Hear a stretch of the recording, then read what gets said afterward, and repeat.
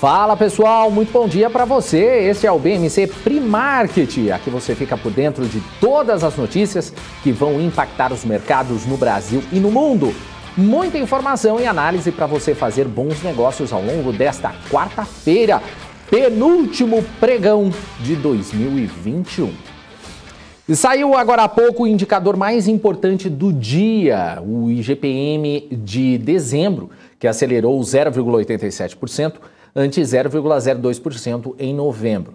Na agenda de hoje saem os resultados fiscais do governo central, dados semanais do fluxo cambial e à tarde também tem leilão da SEDAI para a concessão da prestação dos serviços de água e esgoto do Bloco 3, no Rio de Janeiro, que foi o único bloco que não teve interessados no leilão de abril. Na área política, pela manhã, temos a previsão de uma assembleia de diversas categorias de servidores públicos que pode indicar os próximos passos da campanha por aumento salarial. Na agenda internacional, o destaque é a divulgação dos estoques de petróleo nos Estados Unidos.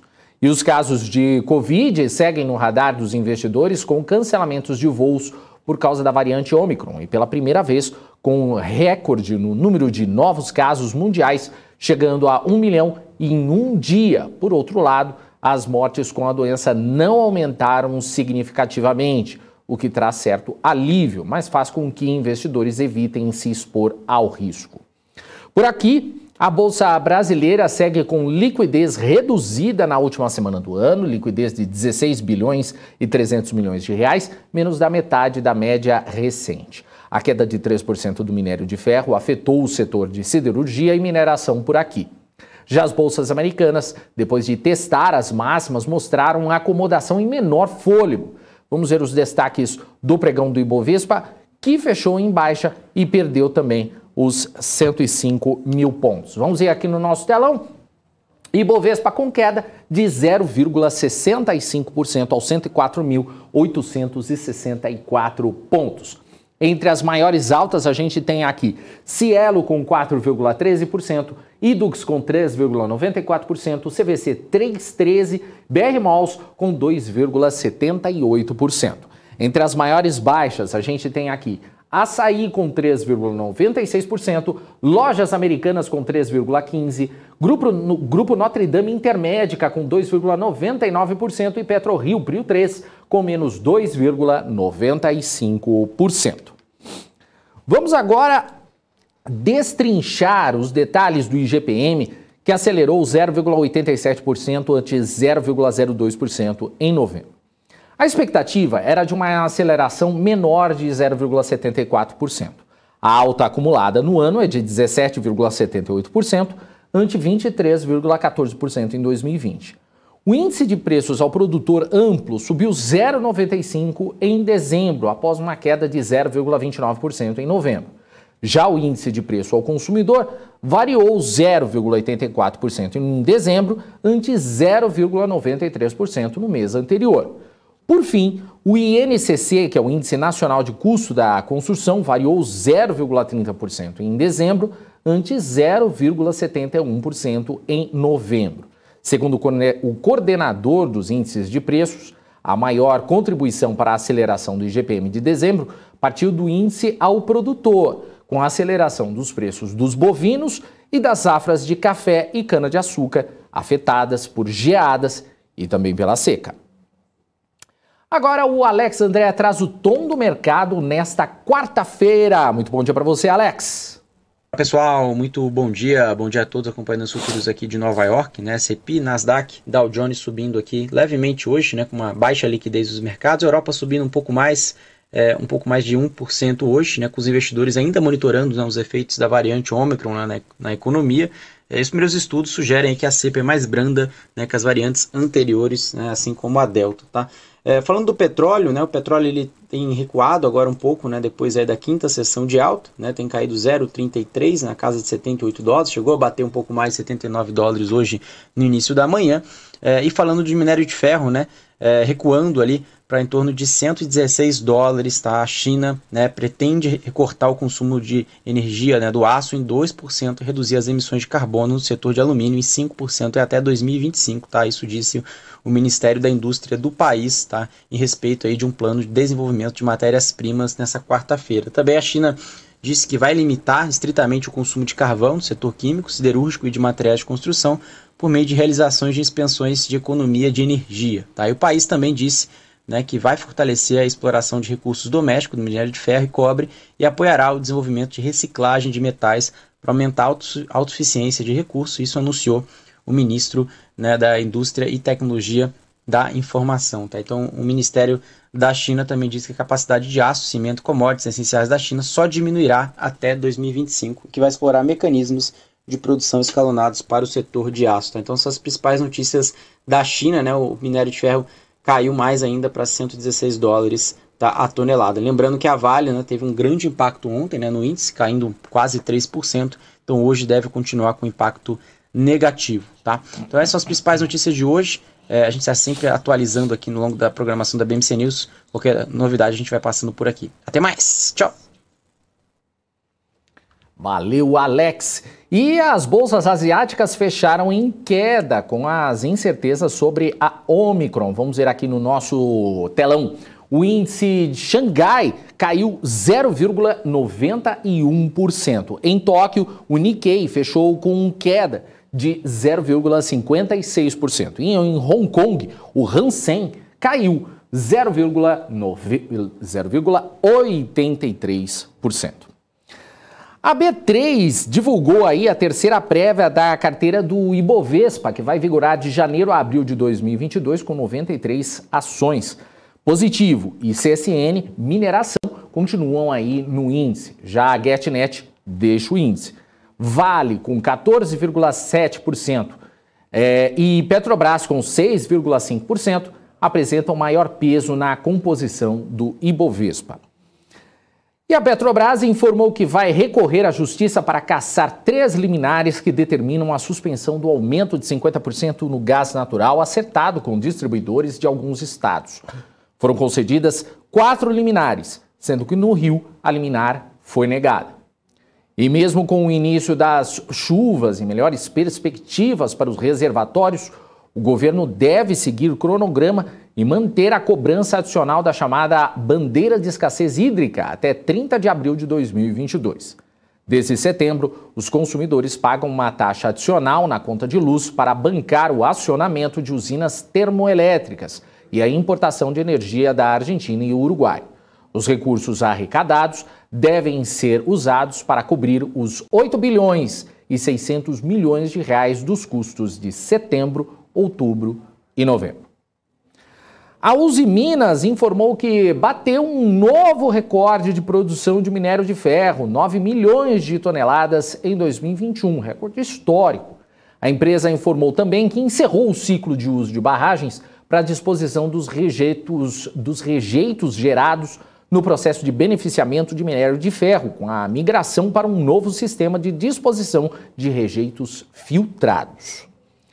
As bolsas na Europa começaram mistas, com a Bolsa de Londres subindo após o feriado com decisão do governo de não restringir a mobilidade. Vamos ver como é que estão as bolsas na Europa neste momento. A gente começa com o DAX na Alemanha, que opera em queda agora nesse momento de 0,45%. O CAC na França, queda de 0,06%. O FTSE no Reino Unido volta agora com positivo, 0,60%. E o índice Eurostoxx opera em queda agora de 0,47%. Agora o Alex André traz o gráfico do dia com peso das 10 maiores empresas do S&P 500. Conta pra gente, Alex. Voltando ao nosso gráfico do dia, esse gráfico do JP Morgan é muito interessante, que mostra o peso das 10 maiores, né, empresas dentro do S&P 500. E essas companhias vêm ganhando peso, né, ou seja, dentro do próprio índice ao longo dos últimos anos, né, desde 2015 até agora, no ano 2021, esse indicador saiu em torno ali de 15%, né, agora já batendo em torno de 30%, ou seja, as 10 maiores companhias. Quem são as 10 maiores companhias? Entre elas, né, Tesla, Amazon, né, Facebook, né, a Meta, Alphabet, Apple e outras companhias. Então elas vêm ganhando cada vez maior peso dentro do próprio índice. E à medida que ela vem ganhando maior peso, né, ou seja, ela vem chegando ali a próximo de 30%, né, do peso do S&P 500 agora. Né.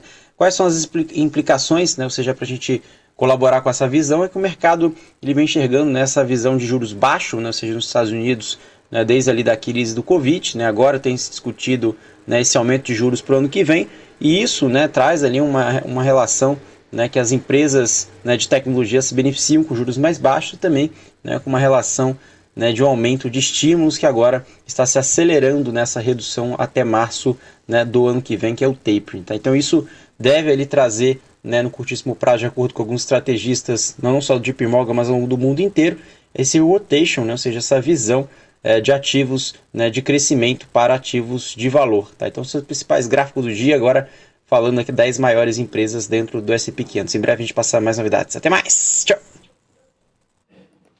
Valeu, Alex André, o Alex que volta daqui a pouquinho dentro do BMC News com a Débora Oliveira.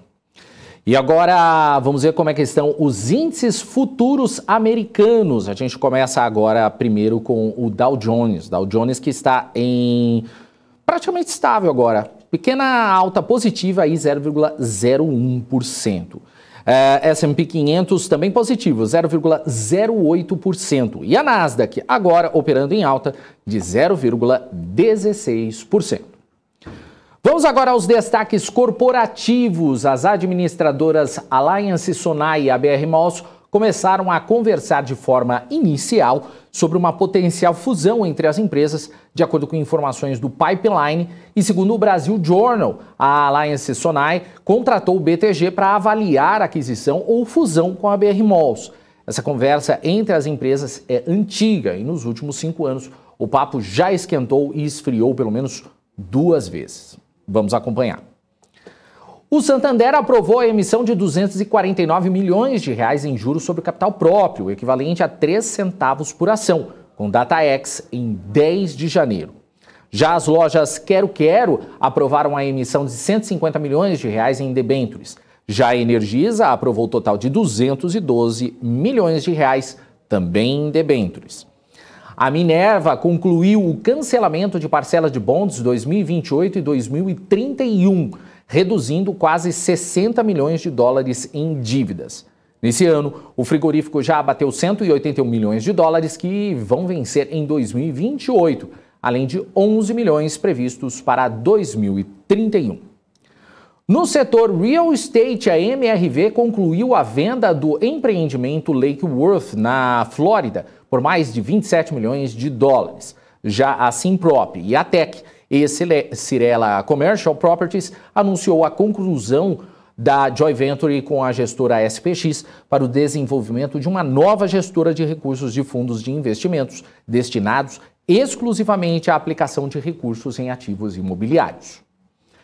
Outra movimentação foi a EDP, que concluiu aí a venda de 3 empreendimentos de transmissão a Actis por 1 bilhão e 320 milhões de reais.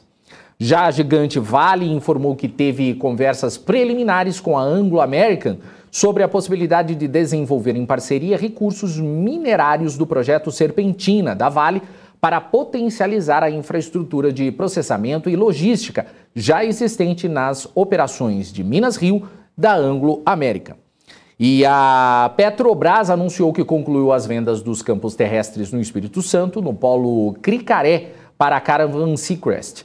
A operação foi concluída com o pagamento de 27 milhões de dólares, valor que soma ou que se soma aos 11 milhões de dólares já pagos na assinatura do contrato de venda. O negócio prevê ainda 118 milhões de dólares em pagamentos contingentes relacionados a preços futuros do petróleo. E agora a gente traz aqui para o nosso BMC Pre-Market aquela conversa de todos os dias com o Guga Almeida. Fala, Guga! Seja muito bem-vindo. E aí, Dani, bom dia, pessoal. Vamos lá, né? Então, estamos na reta final aqui do ano de 2021. Um pouco até... Não vou dizer que eu estou mega confortável com o mercado, não, tá? olhando esse comportamento desses últimos dias do mercado, eu acho que a gente tá precisando de uma injeção de combustível forte. Mas, enfim, acho que temos que nos prepararmos para o início de 2022 para que a cabeça esteja tranquila e a gente possa pegar as oportunidades. Legal, é isso aí. Guga, vamos começar dando então aquela olhadinha no Ibovespa, né, que perdeu aí os 105 mil pontos. Quais as tendências que você percebe no gráfico para hoje? Vamos lá. Então, bem o tom que eu tenho, que eu estava comentando aqui com vocês, né, já ao longo dessa última semana, eu comentei que era bem importante que o Ibovespa ele conseguisse reagir desses patamares de preço. Tá? Se nós olharmos os últimos pregões, na verdade 1, 2, 3, 4, 5 pregões, os últimos 5 pregões, o mercado ele, ao invés de estar acumulando perto das máximas, ele voltou ali para o ponto intermediário, que mostra que não tem assim, uma quantidade de players no mercado com apetite de tomar risco nesses patamares de preço. Tá? Pelo contrário, olha, o mercado está entendendo o seguinte, cara, não estou com pressa, né? Não estou mega estimulado a ir às compras. Tá? Essa é a mensagem que eu consigo tirar aqui do mercado nesse patamar de preço. Tá? E isso começa a me preocupar, porque vai mudando a polaridade do mercado, o mercado vai perdendo a chance de fato subir, tá? O mercado ele vai perdendo essa chance, e aí, né, o que me parece é que nós temos condições de muito mais ver o mercado vir aqui a 94.800 pontos do que de fato, né, ganhar uma força e ir embora para cima com mais apetite. Tá? Então a gente precisa ficar acompanhando aqui esse patamar de preço. Tá? A gente não está tendo aqui nenhum gatilho operacional por hora, certo? Quando eu olho aqui para os meus gatilhos operacionais que me dariam, né, um start para olhar para esse rally aqui para a região de 111.200 pontos, 113.500 pontos, eu não tenho esse gatilho operacional, tá? O que me faz simplesmente olhar que existe uma potencialidade, ou seja, uma força potencial, mas essa força potencial não está sendo utilizada, não está sendo destravada, está faltando aí algum player que de fato queira tomar posição e que de fato possa fazer com que o preço distorça lá para essa região aqui dos 111.200, 113.500 pontos. Já para o dia de hoje, Daniel, o que eu estou enxergando, num tom negativo, eu já estou olhando aqui um pouco mais afastado, tentando entender aqui um pouco melhor tudo que está acontecendo, mas num tom negativo, eu acredito que o mercado tem espaço para vir com o índice futuro para os 104.650 pontos. Tá? Esse é o nível de preço que eu estou acompanhando, estou olhando. Tá? Não gostei dessa movimentação que nós tivemos no dia de ontem, uma movimentação com baixíssima oscilação. Tá? Com baixíssima oscilação mesmo, o mercado travado, muito próximo das mínimas. Tá? Então, isso mostra uma fragilidade do mercado em ter uma movimentação de alta, uma movimentação positiva. Tá? Então, assim, passou bastante tempo e o mercado ficou o dia todo lateralizado. Então, um pequeno estímulo negativo faz com que o mercado venha para os 104.600 pontos. Tá bom? Agora, uma movimentação de alta, o que eu consigo enxergar de cenário, vamos lá, acreditando em alta, o mercado ele precisa se manter acima dos 107 mil pontos. Tá? Então tem muito para poder melhorar até os 107 mil pontos, certo? E aí sim, acima dos 107 mil pontos, eu começo a ficar um pouco mais tranquilo novamente, começo a olhar por um ângulo mais positivo, tá? Mas para mim o grande divisor de águas, o nível que o mercado precisa superar para poder ficar estimulado assim numa movimentação para hoje e para amanhã, uma movimentação positiva, é o mercado conseguir superar essa região dos 107 mil pontos. Legal. Ô Guga, hoje também tem leilão, né, da SEDAI na B3 e duas empresas, a Egea e a Águas do Brasil, elas apresentaram propostas para participar do leilão. Eu queria ver se a gente podia dar uma olhadinha como estão os gráficos de algumas empresas listadas de saneamento, como Sanepar, e depois podemos até ver Sabesp e Copasa. Vamos lá, então. Vou começar aqui por Sanepar. Uhum.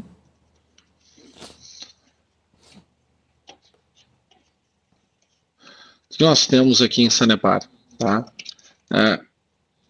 O que eu consigo enxergar aqui em Sanepar é uma primeira movimentação até a região de R$20,45, tá? Para mim, o ciclo de Sanepar, ele termina ali em R$16, tá? Então, o que acontece? Guga, compartilha a tela pra gente. Beleza. Só um pouquinho, gente. Aí.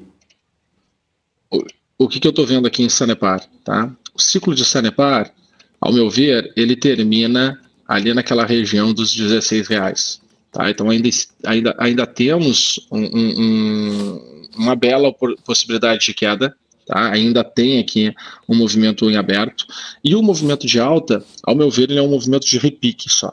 Tá, eu não tenho aqui uma condição para que a gente possa ter aqui de fato uma tendência forte de alta, e essa tendência vai se manter, vai para um novo patamar. Tá? Eu não consigo enxergar isso. Eu acompanhei muito de perto a narrativa no ano de 2020, né? O pessoal falava muito ali sobre o marco do saneamento e tudo mais, e olha, uma narrativa que foi por água abaixo. Mais uma narrativa de mercado que vai por água abaixo, né? Mais uma narrativa que todos os analistas mais fundamentalistas, mais detalhistas, mais focados, que tem medo de errar, que gostam de procurar o máximo da certeza e tem uma narrativa mega fundamentada.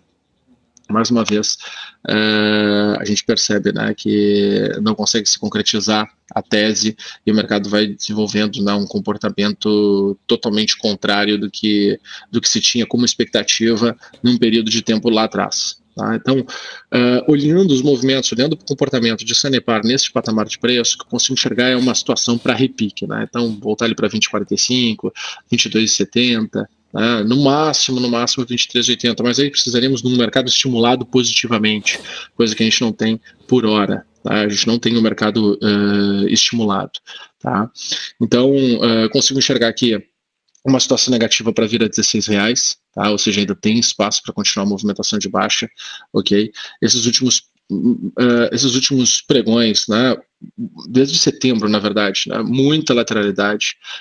Essa última quinzena aqui de dezembro, tá, o mercado mega travado, mega pressionado. Tá? O que me mostra que, de fato, né, tem muito mais uma cara de que vai para R$16 do que condições de ir para 22,60, tá bom?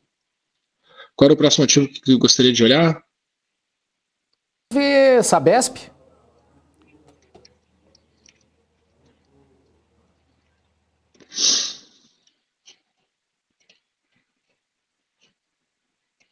Bom, olhando o Sabesp, nós já temos aqui um cenário diferente, tá? Ela quebrou aquela inércia de baixa, ok? Quebrou essa inércia de baixa e está no movimento de alta.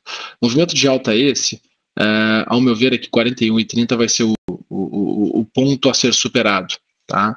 Mas vejo que tem condições aqui de trabalhar até a região de R$52,10, tá? R$52, vamos arredondar aqui, certo? É um número que eu consigo enxergar.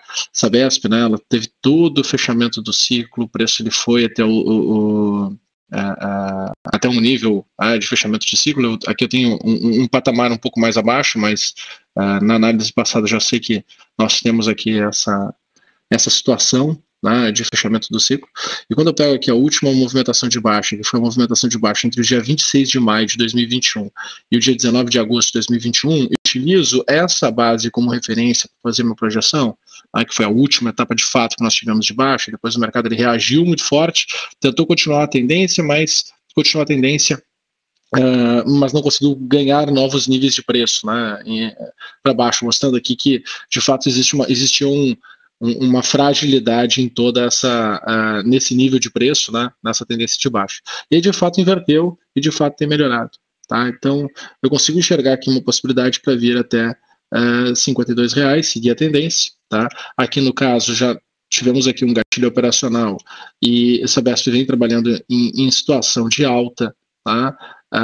Pode nos dar uma zerada de posição? Pode, mas depois quando tiver gatilho novamente, é novamente um ponto de entrada, novamente é um ponto para poder voltar a tomar posição para vir buscar aqui a região dos R$ 52, tá? Então, eu olhando, né, por esse ângulo aqui, eu me atrai muito mais Sabesp do que Sanepar, dentro do contexto todo que a gente está acompanhando. Eu fico muito mais tranquilo com esse comportamento deste ativo do que o comportamento ali de Sanepar. Legal, Guga. Vamos fechar com Copasa, então? Copasa, vamos lá. Uhum. Compartilhar aqui a tela novamente.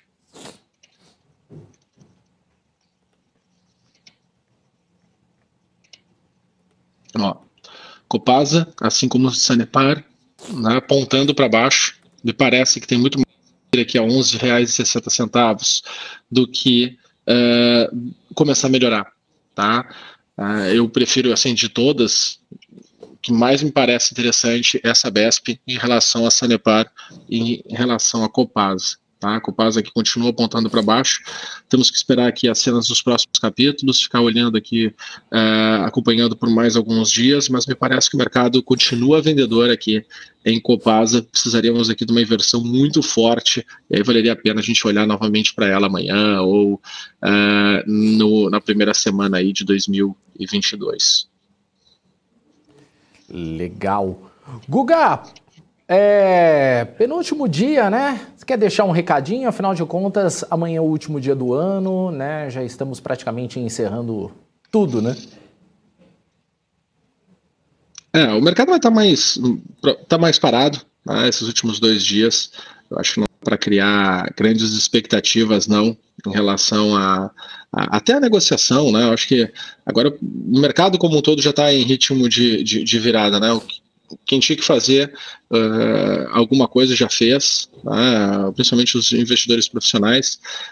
Acaba que o investidor mais amador fica acompanhando até os 48 do segundo tempo, né? Naquela torcida, naquela expectativa. Eu vi até mesmo ontem algumas pessoas postando sobre o Oi, né? Porque o Oi teve uma alta expressiva ontem, mas quando tu compara com a baixa que estava tendo no último mês aí, não fez nem cosquinha. Mas, enfim, né, eu vejo que ainda tem muita gente que está na torcida, até mesmo porque o mercado ele gerou muitas emoções nesse segundo semestre. Desde da metade do ano passado, né, de 2020, nós víamos os especialistas do mercado falarem sobre a grande porrada que seria o segundo semestre de 2021. Né? E isso gerou uma grande expectativa, uma grande distorção mental em todos os investidores. As pessoas entraram em 2021, né, mais confiantes, porque os números do primeiro semestre de 2021 foram bons. O primeiro trimestre e o segundo trimestre surpreenderam. E isso é um ambiente de fragilidade comportamental e emocional no mercado como um todo muito grande. E se nós olharmos, né, fizermos uma retrospectiva e olharmos o sentimento dos investidores, pessoas físicas que estão na Bolsa hoje, eles não são tão positivos. Por que não são tão positivos? Porque eles estavam com uma cabeça, com uma expectativa, e o mercado gerou um comportamento completamente diferente. Então, o que vale de aprendizado? O mercado ele vai ser cada vez mais dinâmico, o mercado vai ser cada vez mais rápido, ele vai ser cada vez mais pontual. Por quê? Porque se nós olharmos, nunca foi tão disponível para que mais empresas nasçam, mais empresas façam seus IPOs, mais pessoas tenham acesso a investimento. Então, o mundo ele vai ser cada vez mais dinâmico. A gente está num mundo de abundância e essa abundância ela gera muita movimentação, muita fricção. Então, os ciclos eles são mais rápidos. Quando as coisas se concretizam, o movimento já aconteceu, porque o mercado ele vai se adaptar e vai se ajustar cada vez mais rápido. Então nós precisamos ter cabeça estratégica e técnica cada vez mais bem construída. Isso não vai ser só para o mercado de bolsa, isso também vai ser para o mercado de real estate, o mercado imobiliário, o mercado enfim, todos os mercados eles estão mudando absurdamente. Então, eu acredito que o investidor ele tem que cada vez mais estar disposto a se movimentar. né, e não mais aquele pensamento preguiçoso do compra e esquece que no longo prazo tudo vai se ajustar para você. Na prática não é assim que funciona. Na prática você precisa aprender a se movimentar, aprender a se proteger, aprender a se expor, né, para que possa tirar o melhor proveito possível dos mercados. Infelizmente, esse segundo semestre ele não teve nenhuma janela de alta, né? A gente teve aqui janelas de alta muito pontuais, foram poucos ativos que deram a oportunidade para poder para poder surfar legal, né, numa tendência de alta. A gente teve um segundo semestre de muita correção. Vamos ver até onde esse movimento vai. Daqui a pouco, a primeira etapa de janeiro, acho que tem ali, ou repica, e nós vamos ver o mercado voltar para ali para 113.500, e daqui a pouco uma narrativa um pouco mais otimista, ou a gente vai mesmo para a região dos 95 mil pontos, e quem sabe pode ir até mesmo para um degrau mais abaixo, com tudo que se espera de dificuldades para o ano de 2022, que é um ano eleitoral aqui dentro do Brasil, né? Não poderíamos pensar assim, que Brasília não vai entregar nada, porque é um ano de eleições, até mesmo porque ainda tem 1/4 do mandato do atual presidente, né? O atual governo ainda tem 1/4 do mandato, é muito tempo, mas também é muito estranho, né? Para mim chega até a ser um pouco desanimador, né? Pensar que o mercado todo fala que o ano de 2022 não tem nada, não tem como ser aprovado nada, é tudo muito mais difícil porque tem um ano eleitoral. Então, eleições acaba sendo algo muito, se tu olha dessa maneira, né, as eleições acabam sendo um evento muito ruim pro mercado como um todo, e não dá mais para as coisas serem dessa maneira, né? A gente não pode ficar com um pessimismo em relação à realidade, em relação ao mundo, em relação aos negócios, em relação à economia, porque a gente tem, né, eleições e a gente fica à mercê, fica dependendo aí de um grupo de pessoas. Tá? A gente precisa ser mais positivo, a gente precisa confiar mais, porque, enfim, né, eu acho que, pelo menos o meu sentimento é que do jeito que estão as coisas, elas não podem continuar. A gente precisa melhorar. Tem que ser positivo sempre, né, Guga? Valeu então, Guga. Um abraço para você, bons negócios. A gente se vê amanhã. Valeu, gente. Um abraço, bons negócios. Tchau, tchau. Até, tchau, tchau. Valeu, gente. Esse foi o Guga Almeida aí, trazendo informações importantíssimas aí para o nosso mercado. Amanhã ainda temos a participação do Guga aqui no Primarket.